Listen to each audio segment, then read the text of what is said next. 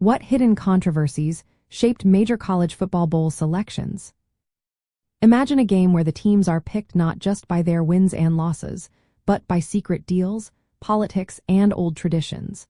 That's been part of college football's bowl history. For decades, the way teams are chosen for big bowl games has had some behind-the-scenes issues. These controversies often come from conference politics, subjective rankings, and balancing history with fairness. They have shaped who gets to play in the most famous bowls and who gets left out. In the early days, bowl games had contracts called conference tie-ins. This meant certain bowls had to invite specific conference champions. For example, the Rose Bowl always paired the Big Ten champion with the Pacific 10 champion. This kept some of the best teams from facing each other in a true national championship game. It was more about tradition than fairness, and sometimes the best teams from other conferences didn't get a shot. Later, the Bowl Coalition and the Bowl Championship Series tried to fix this by matching the top two teams for a national title game. But these systems had their own problems. The BCS used polls and computer rankings to pick teams, which often favored teams from major conferences. Smaller conference teams, even if undefeated, rarely got a chance. A famous example is Tulane University in 1998, which went undefeated but was ranked only 10th and was left out of the big bowls because of its conference.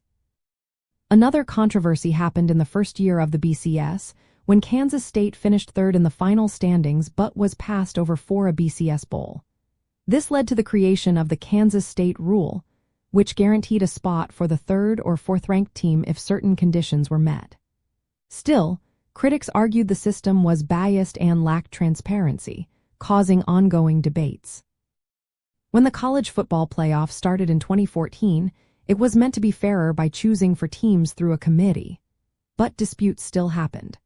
In 2014, both TCU and Baylor had strong records but were left out, while Ohio State, with one loss, made it in and won the championship. The committee said they focused on conference championships and game control, but many saw it as inconsistent.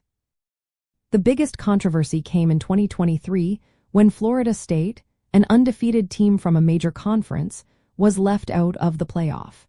Instead, one-loss teams from other top conferences were chosen. This was the first time an undefeated Power 5 team was excluded, sparking big debates about fairness and how transparent the process really is. Officiating calls have also played a role.